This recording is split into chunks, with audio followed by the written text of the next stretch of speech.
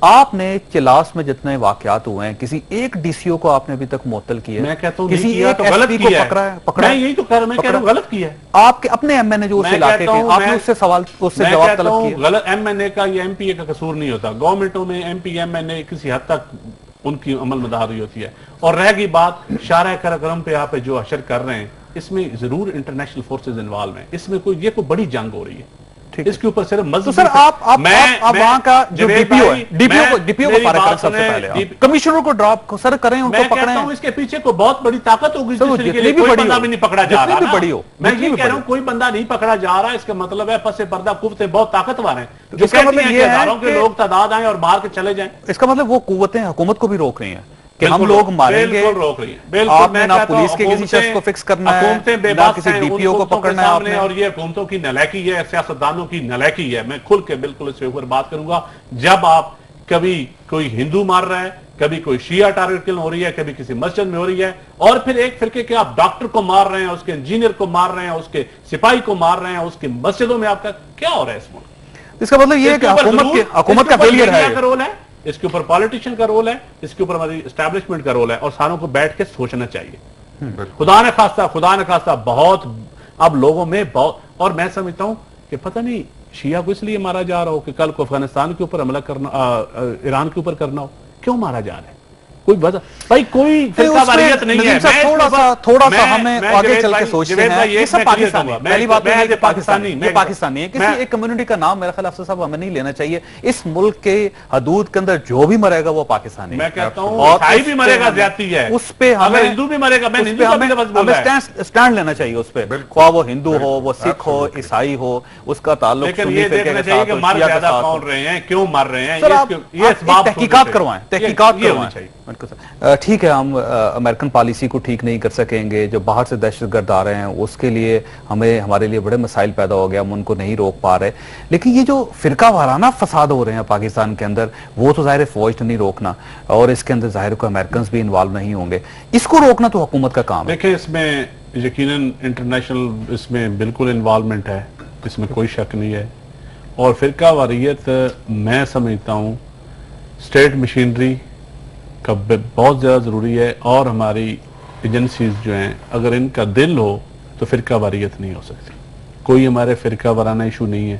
آپ سمجھتے ہیں ایجنسیز انوالو ہیں؟ میں سمجھتا ہوں ایجنسیز انوالو ہونا اور بات ہے، وہ آپ ایک اور ایشو نیگلیجنس ہے، نیگلیجنس ہے.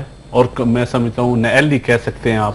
اور ہمارے اس میں اوپن ڈیبیٹ ہونی چاہیے. یہ ہماری گورنمنٹ کا بھی رول ہے، اور اس میں گورنمنٹ کا بہت زیادہ اہم رول ہے. پالیٹیشین کا بہت زیادہ. پالیٹیشین کو اب یہ اپنے منشور کا حصہ بنانا چاہیے اس چیز کے اوپر، کیونکہ ہم قوم کو تقسیم کر چکے ہیں. جب آپ قوم کو اپنے حد تک تقسیم کر دیا ہے، دیکھیں جب آپ کا ڈاکٹر، انجینئر، پڑھے لکھی کمیونٹی آپ کی محفوظ نہیں ہے، آپ کا خواہ وہ ہندو ہو، خواہ وہ شیعہ ہو، خواہ وہ کوئی ہو، خواہ وہ عیسائی ہو، تو میں سمجھتا ہوں پھر وہ لوگ کیا سوچیں گے؟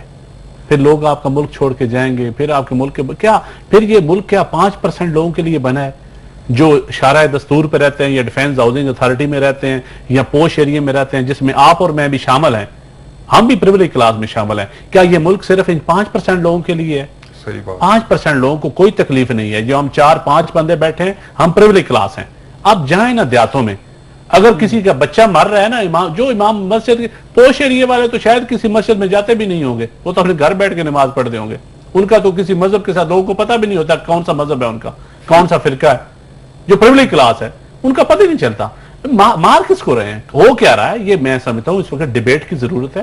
ہمارے علماء دین کو سوچنے کی ضرورت ہے، ہمارے پولیٹیشین کو بیٹھ کے، اور ہماری بالکل تھنک ٹینک ہونا چاہیے اور اس کے اوپر کام ہونا چاہیے.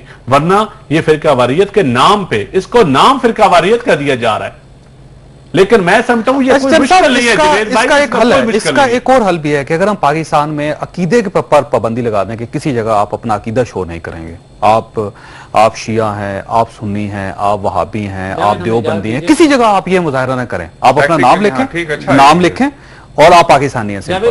تو یہ بڑا آسان سا حل ہے. یہ بالکل آسان نہیں ہے. یہ 1400 سال سے یہ نہیں ہو رہا. یہ 1400 سال سے ہے. آپ عقیدے پہ پابندی نہیں لگا سکتے. نہیں، عقیدہ آپ کا کچھ بھی ہو جائے، کچھ بھی ہو،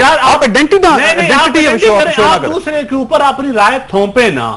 آپ کسی کو اپنا فورس نہ کریں کہ میں یہ ہوں تو آپ بھی اس طرح کریں. آپ مذہبی آزادی دیں, ہر ایک کو اپنی مذہبی آزادی تو دیں. اس کے لیے تو قانون بدلنا پڑے گا, مذہبی حکومت کو آزادی کے ایکٹیو لیے ہونا کسی پڑے گا. قانون کی ضرورت نہیں ہے. علماء کرام مسجد میں بیٹھ گئے ہیں کہ اپنے کو دوسرے کے خدا کو گالی مت دو تاکہ وہ تمہارے سچے خدا کو نہ, یہ ہر چیز ہے ہمارے مذہب میں. یہاں پہ تو حکومت انوالو ہوگی تو ندیم صاحب یہ معاملات سر یہ حکومت کا رول نہیں ہے, سب سے بڑا رول آپ میڈیا کا, اس میں سب سے بڑا لوگوں کو اویئرنیس دینے کی سب سے بڑا رول ہمارے علماء دین کا ہے, میڈیا کا, علماء دین کا, اس کے بعد. لیکن دیکھیں اگر قتل و غارت گری ہو رہی ہے, ابھی فیصل آباد کے اندر بھی ایک واقعہ ہوا, تھانہ ستیانہ کی حدود میں فائرنگ ہوئی ہے ایک مدرسے پہ, ایک بچہ اعتکاف میں بیٹھا ہو تو وہ وہاں پہ شہید ہو گیا.